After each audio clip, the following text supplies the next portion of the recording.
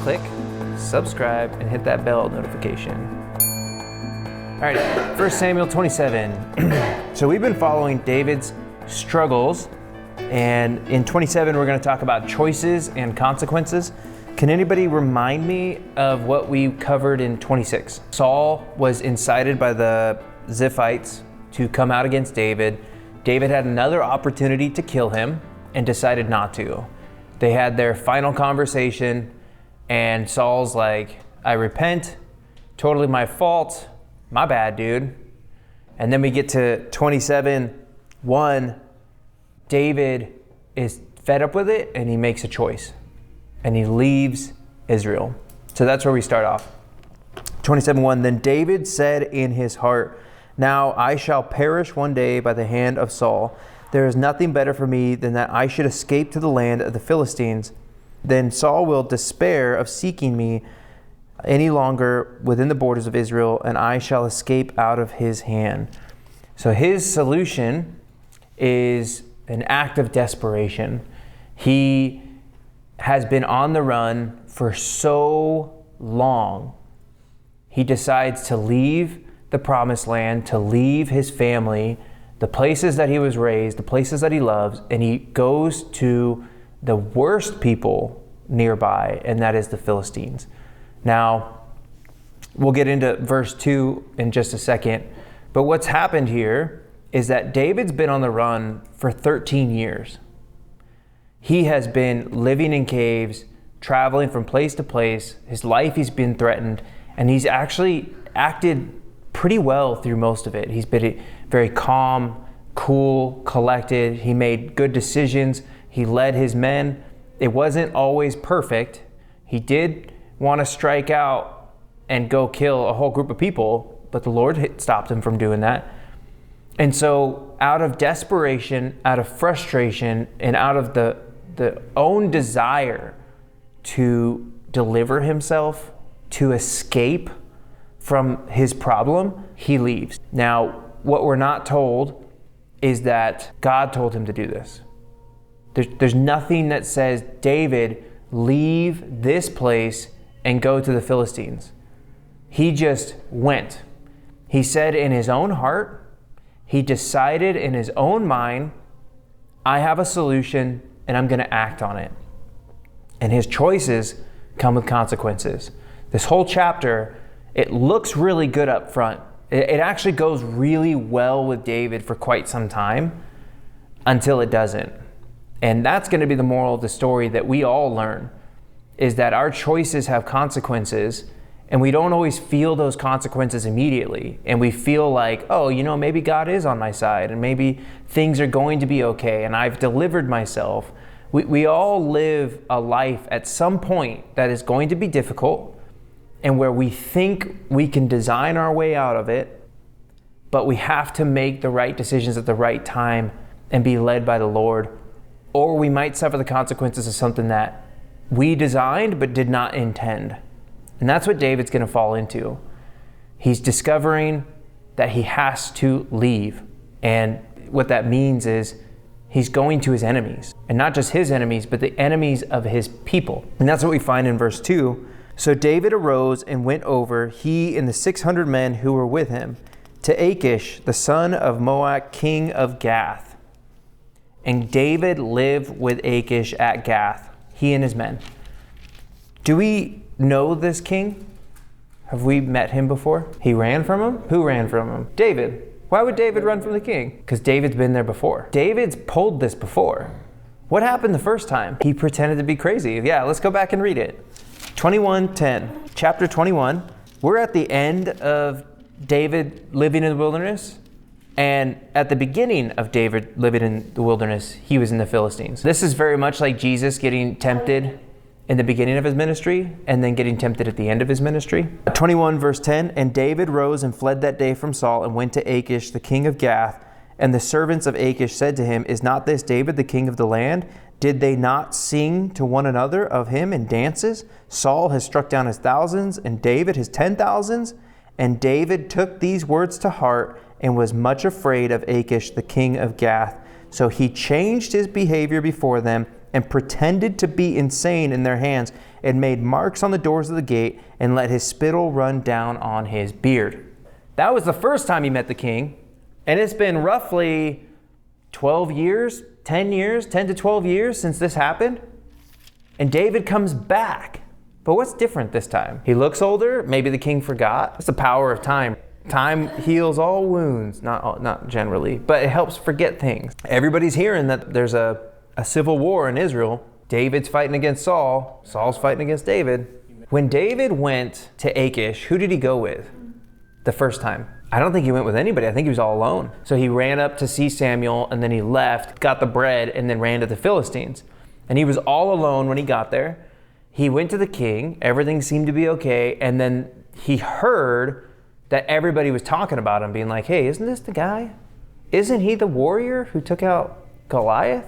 And he was carrying Goliath's sword. Like, this was just a bad scene. But this time, 27:3, this time, and David lived with Achish at Gath, he and his men, every man with his household, and David with his 2 wives, Ahinoam of Jezreel and Abigail of Carmel, Nabal's widow. So who did David go up with? Everybody. He had 600 men, plus their families, all of their household, their kids, their wives, their livestock, everything that they had, they went up. We're talking like 1,200 people minimum. So David shows up with an army. David shows up with a whole host of people. David is not alone. David's protected. David's feeling pretty good about himself. He was a young man. Let's just say he was 20. And he went up there alone. He didn't know how to handle himself. He acted insane. Tricky business. Got out of there. Escaped with his life. And now he's coming back and he's 33. He's learned some things. He's been through some things. And he's carrying with him an entire army.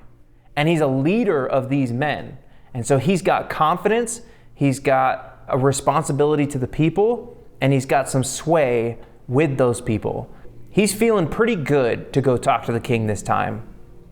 So he talks to the king, and everything's good. Verse 4, when it was told Saul that David had fled to Gath, he no longer sought him. When we talk about consequences, it's okay to use the word in a positive light. A consequence can be a good thing. Like we were talking about money. I saved $1 every day, and the consequence of that is I have money. This is great. So here, the consequence of leaving is actually deliverance from his enemy. Saul heard and saw that David left, and Saul didn't pursue him. That's what David wanted. So he made a choice. That choice was his solution, and it brought about the results that he was looking for. So everything seems good. Verse 5, then David said to Achish, if I have found favor in your eyes, let a place be given me in one of the country towns that I may dwell there. For why should your servant dwell in the royal city with you? What is David asking for? Why would he need a piece of land? For his people. He's got a whole tribe of individuals. Like, that's a lot of people if you stop to think about it. 1,200 people? I mean, we don't even have 1,200 people that come to church on Sunday. Like, we get maybe 400. Multiply our church by 3. That's how many people are with him and who he's responsible for. He says, hey, I need a new home. We've left our land. We fled from this dude. We're living with you. And we don't know how long they were just kind of encamped outside the city, living peacefully, doing business, trading, whatever it was. We don't know the time it took before he went to Achish and said, hey, help us out. Give us somewhere we can go under the Philistines and live with you. And so Achish responds and he says, no problem. Before I forget, he specifically says, why would I live in your royal city? Right? David, though anointed as the king, doesn't treat himself as the king. Though he's ruler over many people, he doesn't treat himself as to be equal with the king of Gath, and he humbles himself. And he's like, hey man, we're not worthy to live with you and your people. Why don't you send us somewhere else, wherever you choose, and we'll go and we'll just live peacefully. So verse 6, and on that day Achish gave him Ziklag. Therefore Ziklag has belonged to the kings of Judah to this day. This was written after the events, looking back in history like a historian would. They notated who, what, where, when, and when this happened. They said, look, we still own Ziklag. Ziklag is still a part of Israel. So why would they honor that? If David leaves and it's the Philistines' land, why would they honor that land being an Israelite land? I think that he bought it. I think that this was a transaction just like Abraham did to bury Sarah. He went and purchased land and he's like, give me land. And they're like, oh yeah, whatever you need, we'll give you a tomb. And he's like, no, I don't want you to give it to me. I'll buy it. And there was this big argument back and forth. And he eventually purchased it. Well, the tomb of Sarah has always belonged to the Jews, period. When they went into Egypt and they came back, they would actually do processions to bury their dead in the same tomb. Right? They owned that land even when they left. So it's interesting that they had the nobility and the respect to say that this is your land because you purchased it and it was given to you by the king. I think he purchased it in verses 8 through 10. 8 through 10 is a change of events in David's life. He does things that he's never done before and will never do again. But he comes to the king and he actually gives the king items like sheep and clothing and food and all this different stuff. Verse 7, and the number of the days that David lived in the country of the Philistines was 1 year and 4 months. So that's a pretty long time, but it's not 13 years. He's only there for a short amount of time.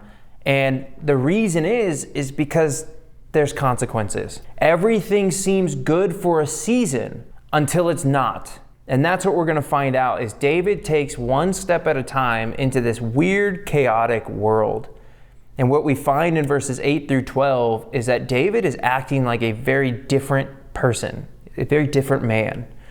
In verse 8, it says, now David and his men went up and made raids against the Gershurites, the Girzites, and the Amalekites, for these were the inhabitants of the land of old, as far as Shur to the land of Egypt. Now, what does that mean to go raid the land? To pillage and to steal and destroy. That's not his MO. This whole time when he's lived in the wilderness, he's taking care of the shepherds. He never took what wasn't his.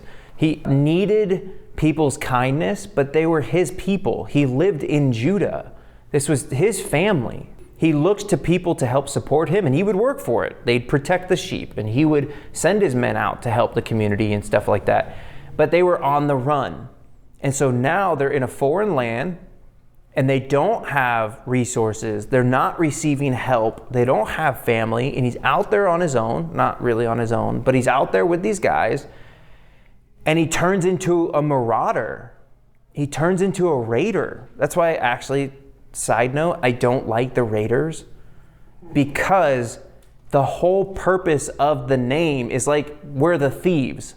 Like, it's just a dishonorable name. And that's why it's a pirate with a patch. They're Raiders. So long story short, he's building wealth with blood. That wasn't his style before that. And it actually gets worse. In verse 9, it says, now keep in mind, the reason why it says who he's attacking is because this is going to be a theme that comes up later. He's attacking the enemies of Israel. So he is still honorable to his own country. He is still a patriot as a Jew or a Hebrew, but he's still killing people. So he's going out and he's attacking these ancient tribes who were there in the land when Israel came out of the wilderness. So they've been there for 1,000 years.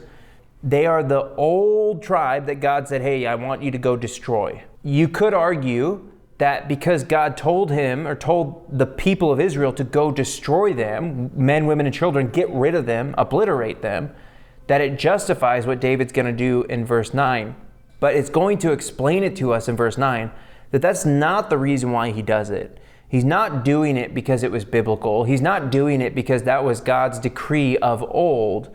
He's doing it for a particular reason. So in verse 9, and David would strike the land, leave neither man nor woman alive, but would take away the sheep, the oxen, the donkeys, the camels, and the garments, and come back to Achish. He was covering his tracks. He would destroy everybody and take everything. And then it says in verse 11, and David would leave neither man nor woman alive to bring news to Gath, thinking, lest they should tell about us and say, David has done this. So he's just covering up the fact that he's destroying people because he doesn't want bad reputation. He's like, no witnesses, which is pretty cold-blooded. So he covers his tracks and he just obliterates everybody. And then he brings all that stuff back with him. He goes out on his raids and he goes back to the king. When Achish would ask, and he would come back to Achish, and when Achish would ask, where have you made a raid today? David would say, against the Negeb of Judah, or against the Negeb of Jerahmeelites, or against the Negeb of the Kenites. So that's not the people he's attacking. He's lying about who he's attacking because he's saying, I'm attacking the allies of Israel.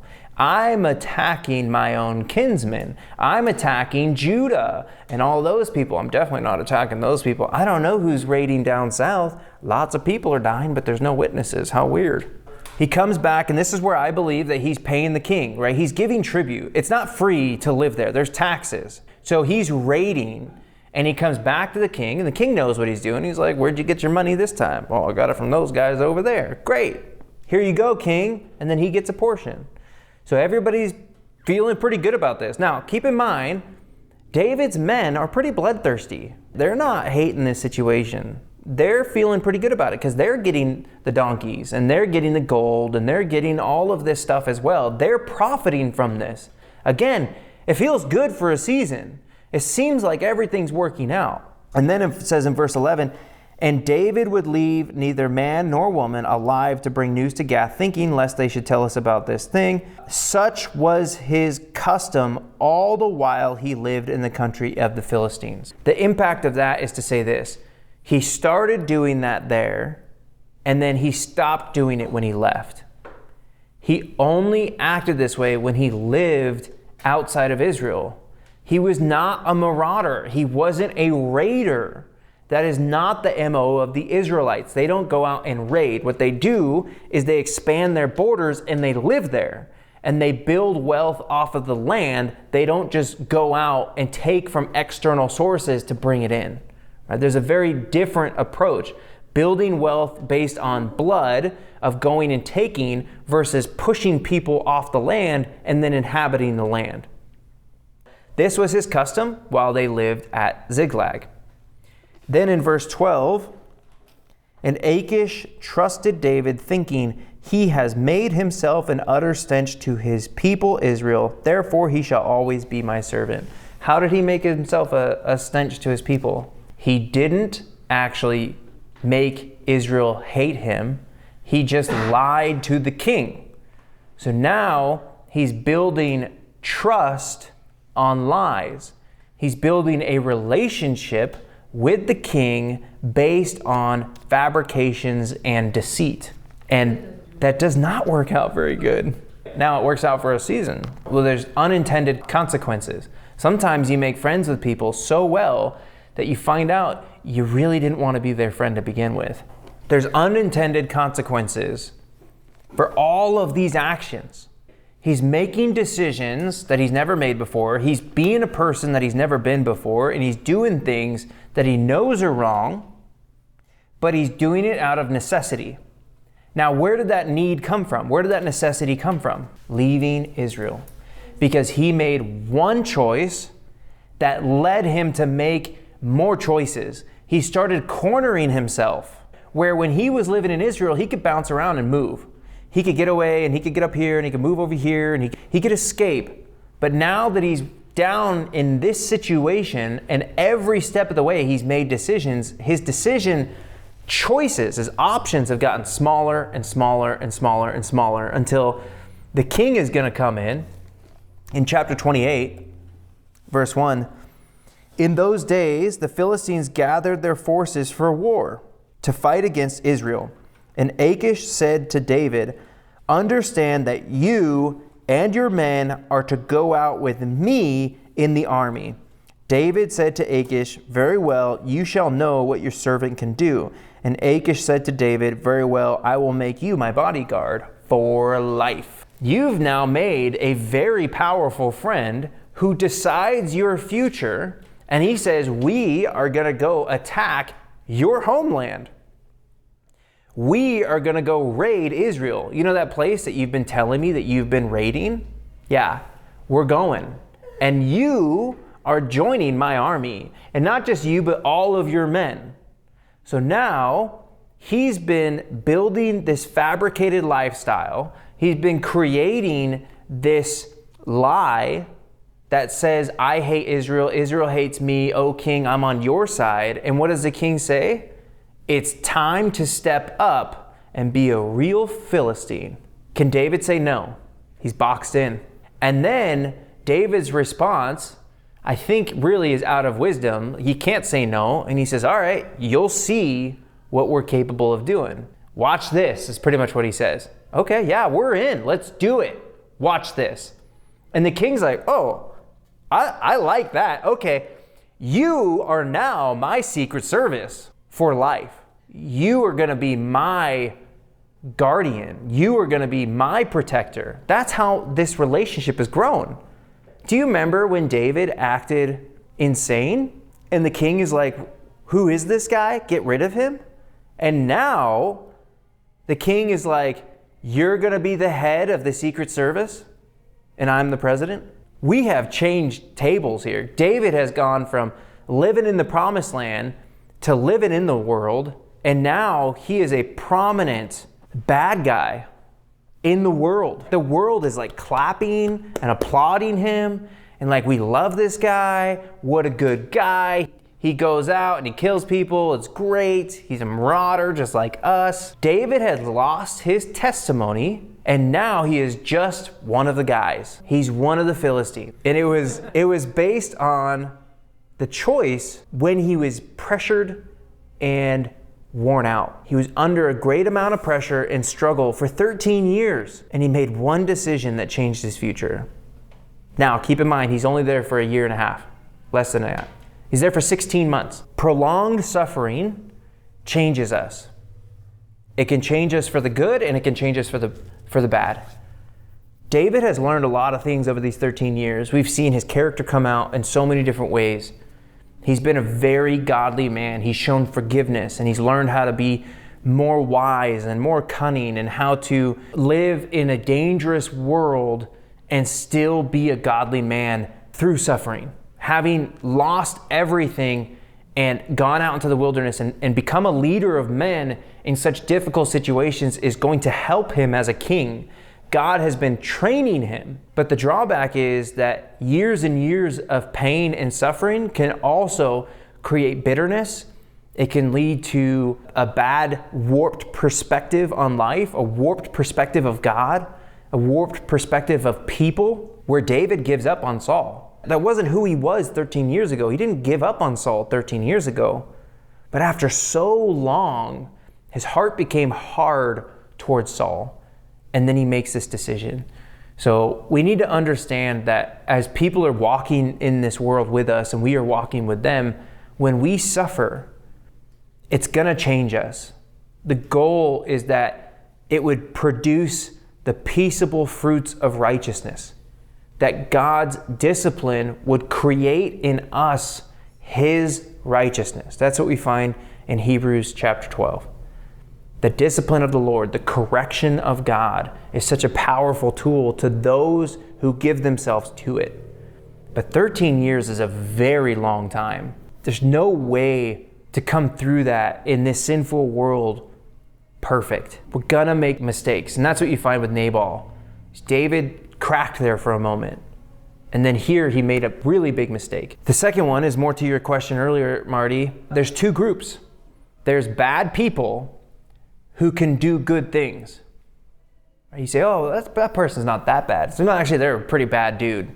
But I guess they like puppies because he's really nice to puppies. That's what we find in our world. That's what the world actually applauds. We're watching a thing on Nickelodeon. It's actually super sad. There's a bad guy who did a bad thing, but because he was a bad guy who did good things most of the time, people think that he's a good guy, but he's actually a bad guy. And so you can have bad people doing good things, and that fools the world, that fools people. And then you have good people who do bad things. And that's where David's at. David is a good person who did the wrong thing. And he's good most of the time, but he made bad decisions. And this is where Christians are at. We have been given a new heart. We are a new creation. We have a new desire to know God, to love Him, to do His will. But there's something that wars inside of us, our flesh that wars inside of us, that leads us to do the things that we don't want to do. This is good people doing bad things. And so we have to recognize that everybody's doing bad things and everybody's doing good things, but they're in two separate camps. You have the saved and the redeemed, and you have the lost and you have the dying. And so when you're a part of the saved and redeemed, you're going to make mistakes, and the difference is you're going to repent.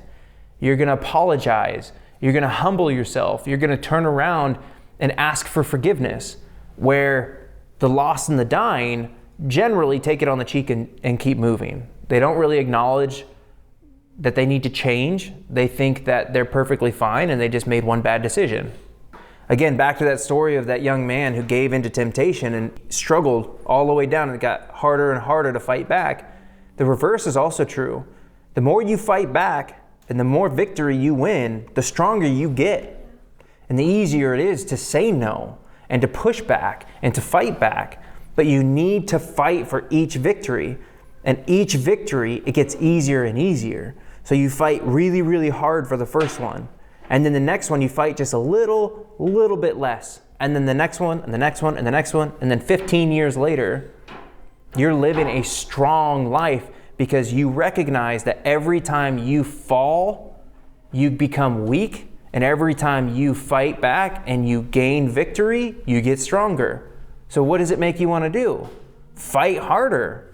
I get strength by getting better. So every time I get better, I get stronger. Yeah, I'll take that bet. Let's take that. And you don't have to fight alone. Last part, consequences. This isn't played out all the way. David's just starting. We saw the first one where he's forced to do things that he didn't want to do.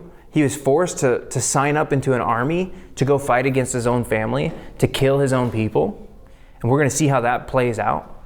But then later on in chapter 30, verse 6, David is going to be potentially stoned to death by his own men. Those guys who loved him and were happy to go along with him to raid and get all these goods will turn around and they're talking like, you know what? I don't think I can stand David anymore. I think he's worthy of death. We should stone this dude.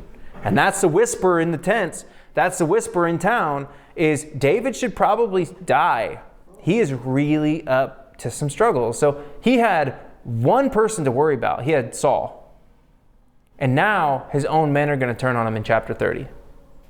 That's consequences. He took it in his own hands and he ran away under his own strength, but he didn't know where he was headed. That's why we need to trust the Lord.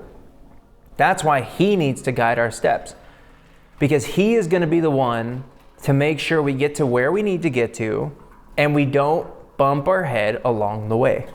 Where David, he makes those choices, and we all do it, to be fair. I make decisions, we make decisions. He makes decisions, he bumps his head, he gets back up, and he just keeps going. Next week, we will be in 1 Samuel 28, the witch of Endor. A lot of theological stuff that we're going to talk about, but it's the last time we're really going to talk about Saul. There's going to be some stuff with Saul and his death and stuff, but he really blunders it on this one. He just goes insane. You thought Saul was insane last time? Wait until you find out chapter 28. He goes bonkers. So come on back.